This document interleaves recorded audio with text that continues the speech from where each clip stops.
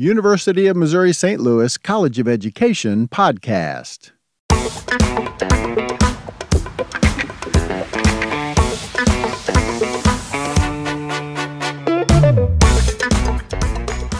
Hello and welcome. My name is David Stouffer and I get to be the recruitment coordinator for the UMSL College of Education. Each week on this podcast, we will meet an innovator in the field of education. We will spend some time getting to know them and learning about their work and how it can help you and yours. It is my sincere hope that this podcast will be a source of encouragement and support as you work to continue impacting lives as an educator.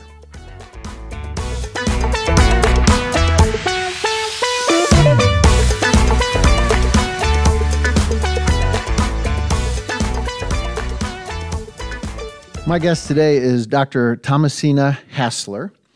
Dr. Hassler began her undergraduate degree at Harris Teachers College. She began teaching fourth grade and then transitioned to the University of Missouri St. Louis, where she received her master's in school counseling.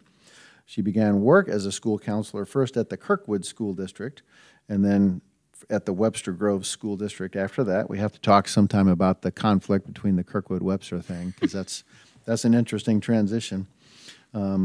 During her time at Webster Groves High School as a school counselor, where she worked for 22 years, she was exposed to social justice for the first time and the concept of that in education.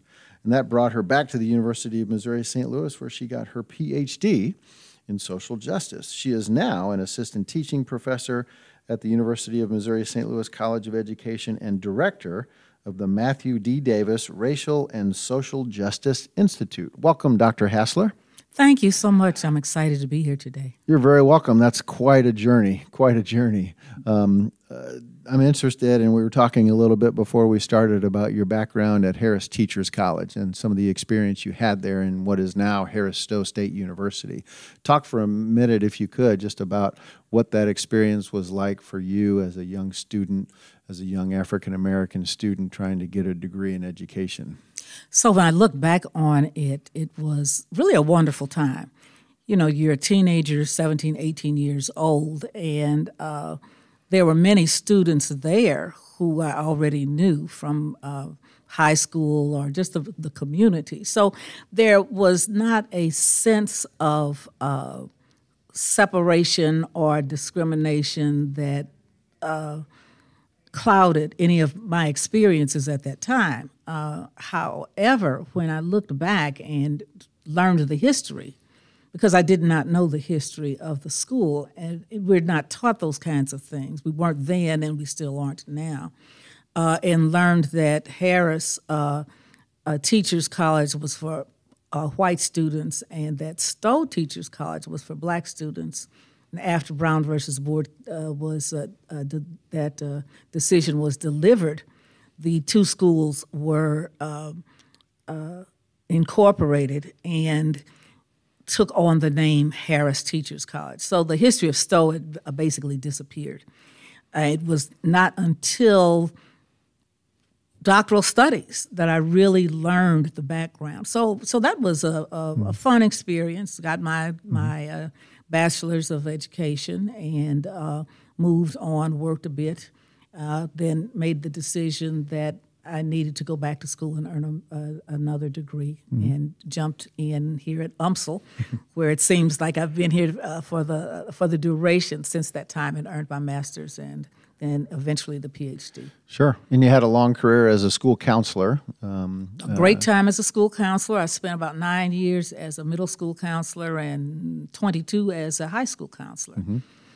Counseling high schoolers is an exciting and adventurous and never boring experience. It is, and I had a chance to interview Dr. Emily Brown about her work in the school counseling department here at UMSL and how much that field has changed dramatically over the years, even just in the last few years. So it's such a vital part of any school's education team. Absolutely. Talk about a little bit about your transition into social justice after you retired from school counselor in your career in K-12. You took on a new role in social justice. You got your PhD in social justice, and now you're the director of our Social Justice Institute. Talk about how that came about. So as a high school counselor, it was very clear the separation racially some of the discriminatory behaviors that occurred. I mean, it was not unexpected or it wasn't surprising either. And it was rather frustrating. There were efforts that I made individually to try to exacerbate some of that, those experiences that both black and white students had. However, our school district determined to bring in professional development series where we were learning about social justice or injustice and the impact it had, particularly in schooling. I was enraptured, and that was the hook for me to continue to explore that area of as it relates to education. And so I was inspired, still working as a high school counselor, to begin pursuing the PhD in education with the emphasis on social justice. So I started 1 year, and then the next year I retired so that I could go full time, and got the degree, and I've been here at UMSL ever since. The term social justice, we hear a lot in our world, but I don't know that many people really quite understand the true meaning of social justice. So from your perspective, what does social justice mean? What does it entail? How does it relate to the field of education and your work here at UMSL? So when we look at social justice, and most people correctly look at it through this binary lens of black-white, that is probably the most prominent aspect of social justice education. However, there are other pieces. There are intersectionalities, including gender, including social class, economic status, as well as education. All of those things impact one another. It's difficult to separate them, but in our country, in our society, the primary markers are the black-white divisions. So the idea in education is, first of all, to examine the impact it has on everyone, on all students, on educators as well, to dig into history, the historical references, as well as attempt to encourage people to think outside of the box. How can we change some of what we're seeing? And the difficult part is what we're looking at are structural issues. We're not looking at a lesson plan or two. We're really looking at the infrastructure of education as a whole, and possibly looking at how to dismantle it and build it all over again. Now you're a PhD of social justice, and you're director of our Social Justice Institute. Talk a little bit about that. Talk a little bit about our Social Justice Institute and what that involves. So the Social Justice Institute really was born in the mind of Dr. Matthew Davis. We talked about the idea several years ago, actually, and he implemented it last year, actually put it into action. And so the idea was to offer credit hours to educators as well as other people in community who would be interested in not only earning college credit, but learning how to strategize, how to change the paradigm.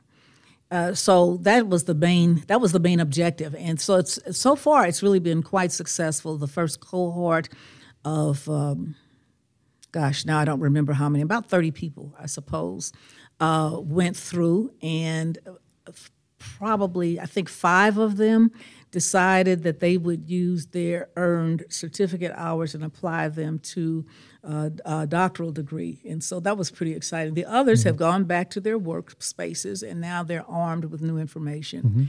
So we want to expand it to other school districts, other community entities, so that it's not just limited to educators. We want to be able to help process what's going on in society, because that directly impacts education. That was going to be my next question, was who are the people that get involved in the institute? It's just, so right now it's mostly educators, but you're expanding that. We're expanding the idea, but even now there are social workers, there are people from other areas in terms of their careers, and so right now I don't know. Certainly, educators would be the foundation, but community agencies, police departments, fire departments. We're not putting a limit on anything. We want people to know about the Institute, to know that earning 12 hours of credit is a wonderful opportunity. They can take their certificate and put it on the wall in their offices, or they can use it to further their education. And so we think it's a win-win situation. So someone that comes through the Institute and gets their social justice graduate certificate, what does that how does that benefit them career-wise? What can they use that for? What does that do in their current position that would benefit them in their careers? Well, I think it depends on where they are working, how open their workplace is. The workplace is for them because it can signal, I am interested in improving society, even in this local space. It could mean a raise.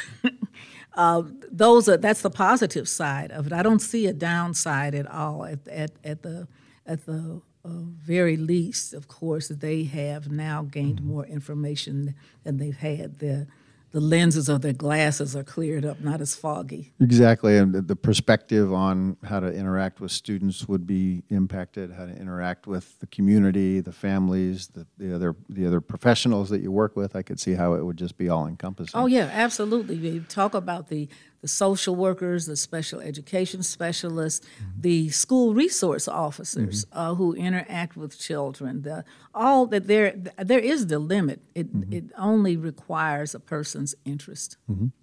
And then if they're interested in pursuing the doctorate, all of the coursework for the graduate certificate transitions right into the doctoral program. Well, it could be applied to a master's as well as a doctorate of education or a doctorate of philosophy. Okay, so there's multiple benefits to the grad certificate. Yes, indeed. The Institute is named after Dr. Matthew Davis. He was a pretty impactful gentleman from what I didn't get a chance to meet him myself, but talk about him a little bit and the legacy that he left. Wow, it's just it's amazing is the first thing. I remember the first time that I met him, we met to determine whether we would be a good fit as an advisor and advisee. And after that, then, of course, I was enrolled in his courses, which were focused on social justice. I can remember thinking, I think the first time that I met him, how's this big old white guy going to tell me about racism? Because he was about 6'7", very, very heavy, kind of reddish haired. But who are you? He was magnificent. One of his goals was to try to level the playing field. He had over 100, somewhere in the neighborhood of 100 graduates, and at least 60-70% were African American, people of color. And that was something that was unheard of. It had not happened here. And I might be exaggerating the number of students. It was big. But it was significant. It was a significant number. It was a significant number. And it caught the attention, of course, of the College of Education, of the university itself. He was one of those people who really thought outside the box, who was just passionate about education and passionate about it being something it's never been. And so I was his student. He was my mentor, became my colleague. We were just partners in crime, I guess. And now you get to carry on his legacy in the social justice grad cert program that's named after him. It's named after him, and it's really an honor to be able to do that. That's wonderful. So if someone is interested in pursuing this or wants some information about the Graduate Certificate Institute and Social Justice Institute, where can they go? Where can they find information? So they can go to the office of what is the Oasis? They can go to Oasis, of course, and get some information. But I can always be contacted. Okay. Get my email, and I will respond as soon as I get it. Sure. Google's a wonderful thing. You can just go online and find the College of Ed website. You can find Dr. Hassler's information. And, of course, you can always reach out to me, David Stouffer.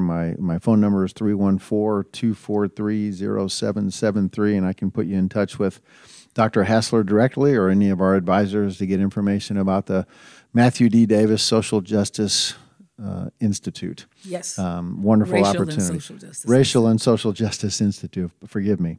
Dr. Hassler, thank you so much for joining me today, but most importantly for the great work you're doing, not just for the University of Missouri St. Louis, and I say this all the time, we at the College of Education are here to impact our communities and to provide support for our communities. This is a perfect example of that in the work you're doing, so thank you.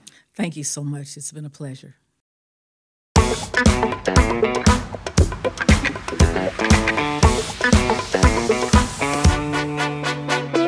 I am honored that you chose to join me today for the University of Missouri St. Louis College of Education podcast.